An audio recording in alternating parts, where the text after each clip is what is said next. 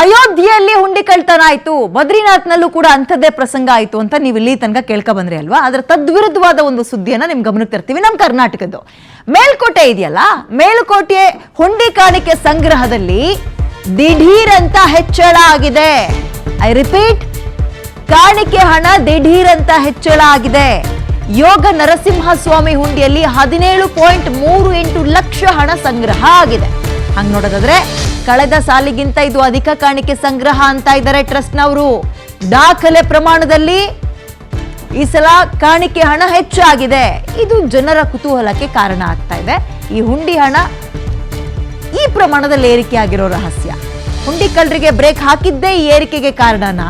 ಸಹಜವಾಗಿ ಕಾಡೋ ಪ್ರಶ್ನೆ. ಯಾಕಂದ್ರೆ ಈಗ ಮೊನ್ನೆಯಿಂದ ಮುಜರಾ ಇಲಾಖೆಗೆ ಸೇರುವಂತಹ ದೇವಸ್ಥಾನಗಳಿಗೆ ಗೈಡ್ಲೈನ್ಸ್ ಹೊರಡಿಸಿದಾರಲ್ಲ, ಕಾಣಿಕೆ ಎಣಿಸಬೇಕಾದ್ರೆ ಅಥವಾ ಕಾಣಿಕೆ ಡಬ್ಬದ ವಿಚಾರದಲ್ಲಿ ತುಂಬಾ ಜೋಪಾನ ಎಚ್ಚರಿಕೆಯಿಂದ ಇರಬೇಕು, CCTV ಹೆಜ್ಜೆಗೂ ಇರಬೇಕು, ಹೀಗೆಲ್ಲ ಗೈಡ್ಲೈನ್ಸ್ ಬಂದಿರೋದ್ರಿಂದ ಅದೇ ಇದಕ್ಕೆ ಕಾರಣ ಆಯ್ತಾ ಗೊತ್ತಿಲ್ಲ. ಒಟ್ಟು ದಿಢೀರ್ ಅಂತ ಅಧಿಕ ಪ್ರಮಾಣದಲ್ಲಿ ಯೋಗ ನರಸಿಂಹಸ್ವಾಮಿ ದೇವಸ್ಥಾನದ ಹುಂಡಿಯಲ್ಲಿ ಕಾಣಿಕೆ ಹೆಚ್ಚಾಗಿದೆ ಅಂತ ಸುದ್ದಿ. ವೈರಮುಡಿ ಮಹೋತ್ಸವ ನಡೆಯುತ್ತೆ. ಈ ಸಂದರ್ಭದಲ್ಲಿ 11 ಲಕ್ಷ ಹುಂಡಿ ಕಾಣಿಕೆ ಲಾಸ್ಟ್ ಬಾರಿ, ಅದಕ್ಕೂ ಹಿಂದಿನ 4 ತಿಂಗಳಲ್ಲಿ ಕೇವಲ 6 ಲಕ್ಷ ರೂಪಾಯಿ ಆಗಿತ್ತು. ಬಟ್ ಈ ಒಂದು 2.5 ತಿಂಗಳಲ್ಲಿ ಅಂದ್ರೆ ಒಂದು 70 ದಿನದ ಅಂತರದಲ್ಲಿ ಬರೋಬ್ಬರಿ 17 ಲಕ್ಷ ರೂಪಾಯಿ ಹುಂಡಿ ಕಾಣಿಕೆ ಸಂಗ್ರಹ ಆಗಿದೆ. ಏನೂ ಇಲ್ಲದ 2 ತಿಂಗಳಲ್ಲಿ, ಯಾವ ಹಬ್ಬ ಹುಣ್ಣಿಮೆ ಉತ್ಸವ ಜಾತ್ರೆ ಏನಿಲ್ಲ, 6ರಿಂದ 8 ಲಕ್ಷ ಹಣ ಇದ್ದಕ್ಕಿದ್ದಂಗೆ ಹೆಚ್ಚಳ ಆಗಿದೆ. ಇದು ಅನುಮಾನ ಬೇಡ, ಅಚ್ಚರಿ ಕಾರಣ ಆಗ್ತಾ ಇದೆ ಅಂತ ತಗೊಳ್ಬೋದು ನಾವು. ಸೊ ಈಗ ಕಾರಣ ಏನಪ್ಪಾ? ಇದ್ದಕ್ಕಿದ್ದಂತೆ ಭಕ್ತರ ಸಂಖ್ಯೆ ಹೆಚ್ಚಾಯ್ತಾ, ವಿಪರೀತವಾಗಿ ಹೆಚ್ಚಾಯ್ತಾ ಈ ಪ್ರಮಾಣದಲ್ಲಿ? ಹಿಂಗೂ ಯೋಚನೆ ಮಾಡಬೇಕಾಗತ್ತೆ. ಅಥವಾ ಹುಂಡಿ ಕಳ್ಳರಿಗೆ ಕಟ್ಟುನಿಟ್ಟಾಗಿ ಗೈಡ್ಲೈನ್ಸ್ ತಂದಿದ್ದಕ್ಕೆ ಇದು ಜಾರಿ, ಅಂದ್ರೆ ಈ ಪ್ರಮಾಣದಲ್ಲಿ ಕಾಣಿಕೆಯಲ್ಲಿ ಹಣ ತುಂಬಿ ತುಳ್ಕೋಕ್ ಕಾರಣ ಆಯ್ತಾ? ಹೆಂಗೂ ಕೂಡ ಈಗ ನಾವು ಚರ್ಚೆನ ಮಾಡಬೇಕಾಗುತ್ತೆ. ವೈರಮುಡಿ ಮಹೋತ್ಸವದ ಸಂದರ್ಭದಲ್ಲೂ, ಅಂದ್ರೆ ಮಹೋತ್ಸವ ಇದ್ದಾಗ ಜನ ಏನ್ ಹೇಳಿ ಸುತ್ತಾರು ಹತ್ತಾರು ಹಳ್ಳಿಯಿಂದ ಬರ್ತಾರೆ, ಸುತ್ತೂರು ಕಡೆಯಿಂದಲೂ ಜನ ಜಮಾಯಿಸ್ತಾರೆ, ಕಾಣಿಕೆಗಳನ್ನು ಹಾಕ್ತಾರೆ. ಅವಾಗ್ಲೇ 11 ಲಕ್ಷ ಏನು ಇಲ್ದಾಗ ಈ ಪ್ರಮಾಣದಲ್ಲಿ ಏರಿಕೆ ಆಗಿದೆ. ಹುಂಡಿ ಕಾಣಿಕೆ ಅಚಾನಕ್ಕಾಗಿ ಹೆಚ್ಚಾಗಕ್ಕೆ ಏನ್ ಕಾರಣ? ಸಹಜವಾಗಿ ಕಾಡುತ್ತೆ ಈ ಅಚ್ಚರಿಗಳು, ಪ್ರಶ್ನೆಗಳು. ಎಣಿಕೆಯಲ್ಲಿ ಪಾರದರ್ಶಕತೆ ಹೆಚ್ಚು ಆಗಿದ್ದೇ ಇದಕ್ಕೆ ಕಾರಣವಾ? ಕಾಣಿಕೆ ಎಣಿಕೆಯಲ್ಲಿ ಕಟ್ಟುನಿಟ್ಟಿನ ಪಾರದರ್ಶಕತೆ ಅಂದ್ರೆ ಟ್ರಾನ್ಸ್ಪರೆನ್ಸಿ ಏನು ಕೂಡ ಗೋಲ್ಮಾಲ್ ಆಗಕ್ ಬಿಟ್ಟಿಲ್ಲ.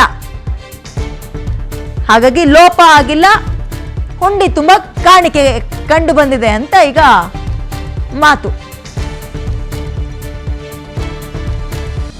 17 ದಿನದ ನಂತರ ಮತ್ತೆ ಗೋಲ್ಕವನ್ನು ತೆರೆದಿದ್ದು ಇಂದು ಸುಮಾರು 17,38,281 ರೂಪಾಯಿ ದಾಖಲೆ ಮೊತ್ತದ ಹಣ ಸಂಗ್ರಹ ಆಗಿದೆ. ಇದೇ ಯೋಗ ನರಸಿಂಹಸ್ವಾಮಿ ಬೆಟ್ಟದಲ್ಲಿ ಗೋಲ್ಕಾದಲ್ಲಿ ಹಣ ಕಳ್ಳತನ ಆಗುತ್ತಿದೆ ಎಂಬ ಆರೋಪದಲ್ಲಿ ಕಳೆದ ತಿಂಗಳಷ್ಟೇ ನಾವು ಒಂದು FIRನ ದಾಖಲಿಸಿದ್ದು. ವ್ಯವಸ್ಥಾಪನಾ ಸಮಿತಿಯವರು ಮತ್ತು ಇಒ ಅವರು, ಈ ದೇವಸ್ಥಾನದ ಕಾರ್ಯನಿರ್ವಾಹಕ ಅಧಿಕಾರಿಯವರು ದಕ್ಷ ನಿರ್ಧಾರವನ್ನು ಕೈಗೊಂಡು ಸ್ಥಳೀಯವಾಗಿ 6 ಜನರ ಮೇಲೆ, ದೇವಸ್ಥಾನದಲ್ಲಿ ಕೆಲಸ ಮಾಡ್ತಿರ್ತಕ್ಕಂಥ 6 ಜನರ ಮೇಲೆ FIR ದಾಖಲಿಸಿದ್ದು. ಆ ದಾಖಲಾದ ನಂತರ ಈ ಗೋಲ್ಕವನ್ನು ಓಪನ್ ಮಾಡಿದ ಸಂದರ್ಭದಲ್ಲಿ ಸುಮಾರು 17,35,000 ಚಿಲ್ಲರೆ ಹಣ ನಮಗೆ ಸಂದೇಹ ಆಗಿದೆ. ಕೇವಲ 2 ತಿಂಗಳು 17 ದಿನದಲ್ಲಿ. ಆದರೆ ವೈರಮುಡಿ ಬ್ರಹ್ಮೋತ್ಸವದ ಸಮಯದಲ್ಲಿ ಲಕ್ಷಾಂತರ ಜನ ಬಂದಿದ್ದರೂ ಸಹಿತ ಗೋಲ್ಕದಲ್ಲಿ ನಾವು ತೆರೆದಂಥ ಸಿಕ್ತಾಗಂಥ ಹಣ 11 ಲಕ್ಷ ಚಿಲ್ಲರೆ ರೂಪಾಯಿ. ಅಂದರೆ ನಾವು ಕಂಪ್ಲೇಂಟ್ ಕೊಟ್ಟಿರೋದಕ್ಕೆ ಪುಷ್ಟಿ ಸಿಕ್ತಾಗಿದೆ. ಹಿಂದೆ ಎಷ್ಟು ರೀತಿ ಇದು ಕಳ್ಳತನ ಆಗಿರ್ಬೋದು, ಆ ಥರದ ಆಧಾರ ನಮಗೆ ಸಿಗ್ತಾಗಿದೆ. ಅವ್ರನ್ನ ಯಾರು ಈ ಕಳ್ಳತನ ಪ್ರಕರಣದಲ್ಲಿ ನಾವು ಪ್ರತ್ಯಕ್ಷವಾಗಿ ಕಾಣದೇ ಇದ್ದು, CC ಕ್ಯಾಮ್ರಾಗಳು ಕಟ್ಟಾಗಿದ್ದು, ಮತ್ತು ಗೋಲ್ಕದಲ್ಲಿ ನಾವು ಗೋಲ್ಕ ಬಿಚ್ಚಿದಂಥ ಸಂದರ್ಭದಲ್ಲಿ ಗೋಲ್ಕದ ಒಳಗಡೆ ಮೇಣದ ಬತ್ತಿ ಮತ್ತು ಹುಣಸೆಹಣ್ಣುಗಳು ಪತ್ತೆ ಆಗ್ತಿತ್ತು. ಈಗ ಅವರು ಸಸ್ಪೆಂಡ್ ಆದ ನಂತರ ಈ ತಿಂಗಳು ನಮ್ಮ ದೇವಸ್ಥಾನಕ್ಕೆ ಸಂದೇಹ ಆಗಿರೋದು ಹಣ 2 ತಿಂಗಳು 17 ದಿನಕ್ಕೆ ಸುಮಾರು ಈ ಅವಧಿಯಲ್ಲಿ ಯಾವುದೇ ಮೇಲ್ಕೋಟೆಯಲ್ಲಿ ವಿಶೇಷ ದಿನವಿಲ್ಲ, ಯಾವುದೇ ವಿಶೇಷ ರಜೆ ದಿನಗಳಿಲ್ಲ. ಆದರೂ ಸಹಿತ 17,35,000 ರೂಪಾಯಿ ಸಂದೇಹ ಆಗಿದೆ. ಇದೊಂಥರ ಮೇಲ್ಕೋಟೆ ದೇವಸ್ಥಾನಕ್ಕೆ ಕಳ್ಳರ ಗ್ರಹಣ ಹಿಡಿದಿತ್ತು, ಈಗ ಅದು ಬಿಟ್ಟೋಯ್ತು ಅಂತ ಕರಿಬೋದಾ? ಗೊತ್ತಿಲ್ಲ. ಅಲ್ಲಿ ಅವ್ರು ಯಾರಾದರೂ ಸಂಪರ್ಕಕ್ಕೆ ಸಿಕ್ಕರೆ ಅದೇ ಪ್ರಶ್ನೆ ಕೇಳೋಣ ನಾವು. ಒಂದು ಎರಡನೇದೇನಪ್ಪ ಅಂದರೆ ನೋಡಿ, ಈ ಹಬ್ಬ ಹರಿದಿನ ಉತ್ಸವ ಇದ್ದಾಗಲೇ ಅದು 11 ಲಕ್ಷಕ್ಕೆ ಬರ್ತಾ ಇತ್ತಂತೆ. ಅಂದರೆ ಇನ್ನೂ ಹೆಚ್ಚಾಗ್ತಾ ಇತ್ತು. ಕಳ್ಳರ ಕೈ ಚೊಳಕ ವಿಪರೀತವಾಗ್ತಾ ಇತ್ತು. ಅದು ಬರೀ ಅಷ್ಟರಲ್ಲೇ ಸಿಗ್ತಾ ಇತ್ತು. ಈಗ ಯಾವ ಹಬ್ಬ ಹರಿದಿನ ಹುಣ್ಣಿಮೆ ಉತ್ಸವ ಯಾವುದೂ ಇಲ್ಲ, ಆದರೂ ಕೂಡ ಈ ಪ್ರಮಾಣದಲ್ಲಿ ಏರಿಕೆ ಆಗಿದೆ ಅಂದರೆ ಇಲ್ಲಿ ತನಕ ಎಷ್ಟು ಹಣವನ್ನು ಲೂಟಿ ಮಾಡಿದ್ದಾರೆ. ಹಂಗಾದ್ರೆ ದೇವ್ರದ ಕಾರ್ಯ ಸತ್ಕಾರ್ಯ ದೇವರ ಒಂದು ಭಕ್ತಿ ಗಿಕ್ತಿ ಅಂತ ಹೇಳ್ಕೊಂಡು ಎಷ್ಟು ಹಣವನ್ನು ಲೂಟಿ ಹೊಡೆದಿದ್ದಾರೆ ಇಲ್ಲಿ ತನಕ. ನೀವು ಹೋಗಿ ಏನೋ ಭಕ್ತಿಯಿಂದ ಒಂದು ಹರಕೆ ಗಿರ್ಕೆ ಕಟ್ಕೊಂಡಿದ್ರೆ ಕಾಣಿಕೆ ಹಾಕಿ ಬರ್ತಾ ಇದ್ರಿ.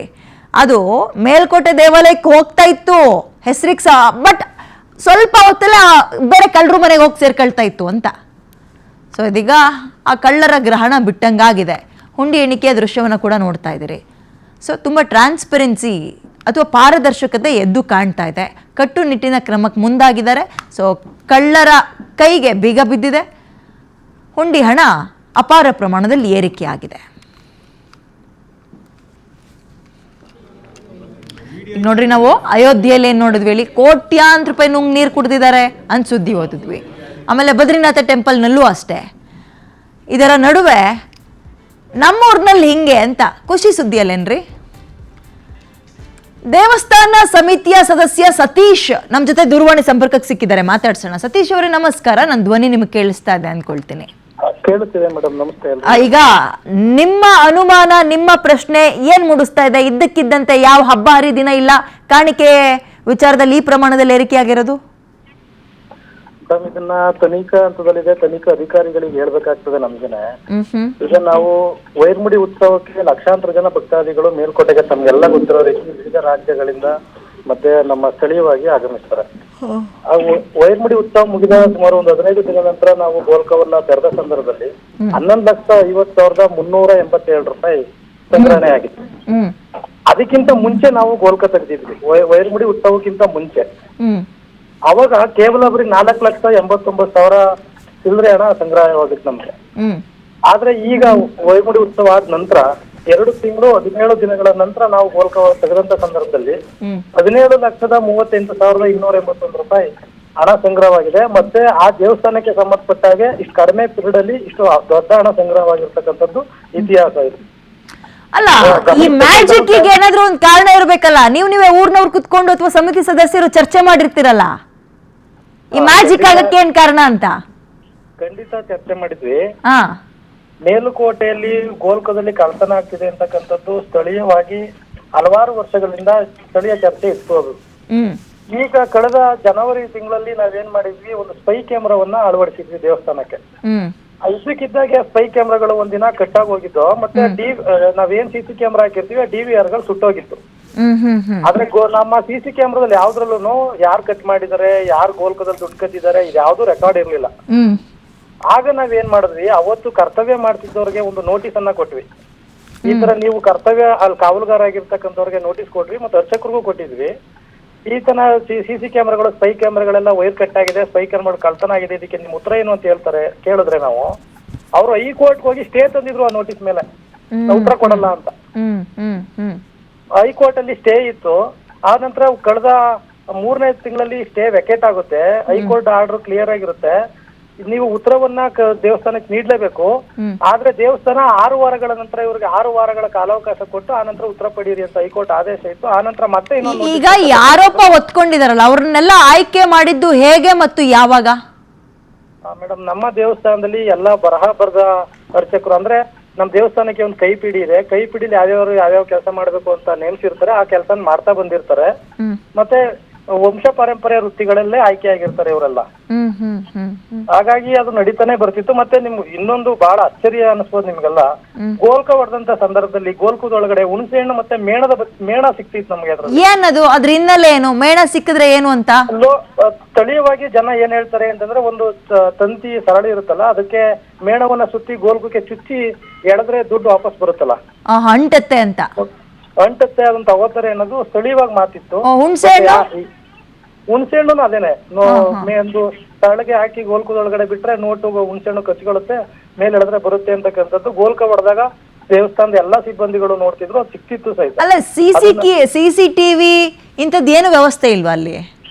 CCTV ವ್ಯವಸ್ಥೆ ಇತ್ತು ಮೇಡಮ್. ಅಲ್ಲಿ ಏನಾಗ್ತಿತ್ತು ಅಂತಂದ್ರೆ, ಇದ್ದಕ್ಕಿದ್ದಾಗೆ CCTVಗಳು ಆಫ್ ಆಗಿ ಹೋಗ್ಬಿಡೋದು, ಇದ್ದಕ್ಕಿದ್ದಾಗೆ DVR ಗಳು ಸುಟ್ಟೋಗ್ಬಿಡೋದು. ಕೇಳಿದ್ರೆ ಅಲ್ಲಿ ಕೋತಿಗಳ ಮೇಲ್ಕೋಟೆ ಬೆಟ್ಟಕ್ಕೆ ಭೇಟಿ ನೀಡೋರಿಗೆ ಗೊತ್ತಿರುತ್ತೆ, ಸ್ವಲ್ಪ ಕೋತಿಗಳ ಕಾಟ ತುಂಬಾ ಜಾಸ್ತಿ ಇತ್ತು ಅಲ್ಲಿ. ಕೋತಿಗಳು ಮಾಡಿರೋದು ಇದು ಅಂತ ಕೋತಿಗಳ ಮೇಲೆ ಹಾಕ್ತಿದ್ರು. ಆ ನಂತರ ಸ್ಥಳೀಯ ಪಂಚಾಯತಿಯವರು ಮತ್ತೆ ದೇವಸ್ಥಾನದ ಆಡಳಿತ ಮಂಡಳಿಯವರು ಕೋತಿಗಳನ್ನೆಲ್ಲ ಇಡಿಸಿದ್ರು. ಈಗ ಕಂಪ್ಲೀಟ್ ಕೋತಿಗಳು ಯಾವ್ದು ಸಾರ್ವಜನಿಕರಿಗೆ ಭಕ್ತರಿಗೆ ತೊಂದರೆ ಕೊಡದೇ ಇರೋ ರೀತಿ ಇಡ್ಸಾದ್ಮೇಲೆ ಸಿಸಿ ಕ್ಯಾಮ್ರಾದ ಸ್ಪೈ ಕ್ಯಾಮ್ರಾಗಳನ್ನ ಕತ್ಕೊಂಡೇ ಹೋಗಿದ್ರು, ಸಿಸಿ ಕ್ಯಾಮ್ರಾಗಳು ವೈರ್ ಕಟ್ ಮಾಡಿದ್ರು, ಮತ್ತೆ DVR ಏನ್ ರೆಕಾರ್ಡ್ ಇರುತ್ತೆ ಅದು ಸಂಪೂರ್ಣ ಸುಟ್ಟಾಕಿದ್ರು. ಇದು ಸತೀಶ್ ಅವರೇ, ಕೋತಿ ತಾನ್ ತಿಂದು ಮೇಕೆ ಮೂತಿಗೆ ಒರೆಸ್ತು, ಬಟ್ ನಿಮ್ಮಲ್ಲಿ ಸದಸ್ಯರು ತಿಂದು ಕೋತಿ ಮೂತಿಗೆ ಒರೆಸ್ಬಿಟ್ಟವ್ರೆ. ಚೆನ್ನಾಗಿದೆ ಕಣ್ರಿ ಇದೊಂಥರ ಕೇಳಕ್ಕೆ. ಆ ತರ ಆಗಿತ್ತು ಮೇಡಮ್. ಇವತ್ತು ಸ್ಥಳೀಯವಾಗಿ ಜನರು ತುಂಬಾ ಆಶ್ಚರ್ಯಕರವಾಗಿದ್ದಾರೆ. ಯಾವುದೇ ಉತ್ಸವ ಇಲ್ಲದೆ ಇರೋ, ರಜಾ ದಿನಗಳಿಲ್ಲದೆ ಇರೋ ಈ ಕಾಲದಲ್ಲೂ 17 ಲಕ್ಷ ಕಲೆಕ್ಷನ್ ಆಗ್ತಿತ್ತು ಅಂತಂದ್ರೆ ಬಹಳ ಇಷ್ಟು ವರ್ಷ ಎಷ್ಟು ಜನ ಇಲ್ಲಿ ತನಕ ಎಷ್ಟು ಹಂಗಾದ್ರೆ ನುಂಗಿರ್ಬೋದು ಇವ್ರುಗಳು ಅಂದಾಜು ನಮಗೂ ಸಿಗ್ಲಿಕ್ಕಿಲ್ಲ. ಬಟ್ ನಾವು ಇವರೇ ಕದ್ದಿದ್ದಾರೆ ಅಂತ ಪಾಯಿಂಟ್ ಆಫ್ ಮಾಡಿ ತೋರ್ಸ್ಲಿಕ್ಕೂ ನಮ್ಮ ಸಿಸಿ ಕ್ಯಾಮ್ರಾ ಫುಟೇಜ್ಗಳಿಲ್ಲ. ಎಲ್ಲ ಅಂದಿನ ಕಾಲದಲ್ಲಿ ಎಲ್ಲ ಸುಟ್ಟೋಗಿದೆ. ಆಗ ನಮ್ ಕಮಿಟಿ ಫಾರ್ಮ್ ಆಗಿ ಕೇವಲ ಈಗ ಅಥವಾ ಈ ಒಂದ್ 2-2.5 ತಿಂಗಳಲ್ಲಿ ವಿಪರೀತ ಭಕ್ತರ ಸಂಖ್ಯೆ ಹೆಚ್ಚಾಗಿದ್ದು ಇಂಥದ್ದೇನಾದ್ರೂ ಇತ್ತಾ? ಹರಕೆ ಕಟ್ಕೊಳ್ಳೋದು ಜಾಸ್ತಿ ಆಗಿದ್ದು, ಊರ್ ಸುತ್ತಮುತ್ತ ಏನಾದ್ರು ಸಮಸ್ಯೆ ಬಂದಾಗ ಹರಕೆ ಕಟ್ಕೊಳ್ಳೋದು ಜಾಸ್ತಿ ಆಗಿತ್ತಲ್ಲ, ಅಂತದ್ದೇನಾದ್ರೂ ನಡೀತಾ ನಿಮ್ ಕಣ್ಣಿಗೆ ಕಂಡು ಬಂತ?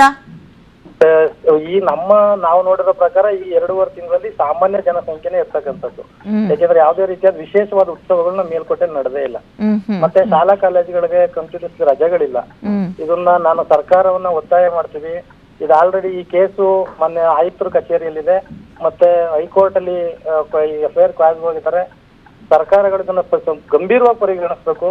ನಾವೆಲ್ಲರೂ ರಾಮ ಮಂದಿರದ್ದು ಗೋಲ್ಕುತ್ ಕಳ್ತನ ವಿಚಾರನ ಮಾತಾಡ್ತಿದ್ವಿ, ಬಟ್ ನಮ್ಮಲ್ಲಿ ಮೇಲ್ಕೋಟೆ ಮೊದಲ ವೈಕುಂಠ, ಭೂಮಿ ಮೇಲಿನ ಮೊದಲನೇ ವೈಕುಂಠ ಅದೇ ಶ್ರೀರಾಮನ ಮನೆ ದೇವರು ಚೆಲುವನಾರಾಯಣ ಸ್ವಾಮಿ. ಆ ಚೆಲುವನಾರಾಯಣ ಸ್ವಾಮಿ ಗೋಲ್ಕುದ ಯೋಗನರಸಿಂಹ ಸ್ವಾಮಿ ಗೋಲ್ಕದಲ್ಲಿ ಕಳ್ತನ ಆಗ್ತಿದೆ.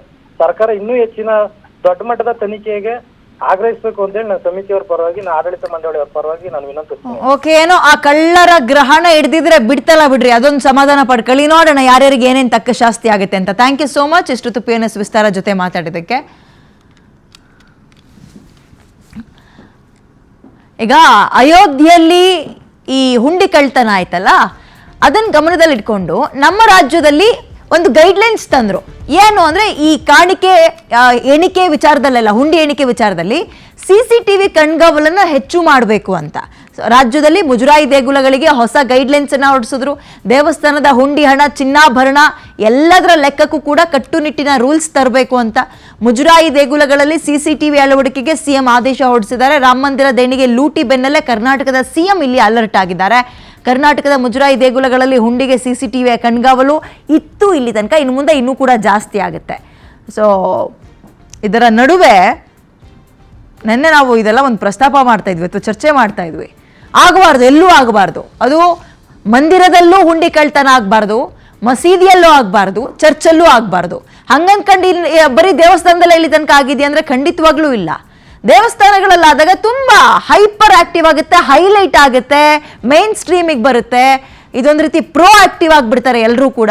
ಬಟ್ ಬೇರೆ ಕಡೆ ಆದಾಗ ಅವೆಲ್ಲವೂ ಅಲ್ಲಲ್ಲೇ ಯಾಕೆ ಮುಚ್ಚೋಗ್ತವೆ? ಎಲ್ಲವೂ ಟ್ರಾನ್ಸ್ಪರೆಂಟ್ ಆಗ್ಬೇಕಲ್ಲೇನ್ರಿ? ಭಕ್ತಿನೇ. ಒಂದೊಂದು ಧರ್ಮಕ್ಕೆ ಒಂದೊಂದು ಭಕ್ತಿ ಇರುತ್ತಾ? ಕಳ್ಳರು ಎಲ್ಲ ಕಡೆನೂ ಕಳ್ರೆ, ಎಲ್ಲ ಕಡೆನೂ ಫೋಕಸ್ ಆಗ್ಬೇಕಪ್ಪ. ಅದು ಬರೀ ಮುಜರಾಯಿ ಇಲಾಖೆಗೆ ಸಂಬಂಧಪಟ್ಟ ದೇವಸ್ಥಾನ ಅನ್ನೋದು ಆಗಬಾರ್ದು ಅಂತ ಅಷ್ಟೇ.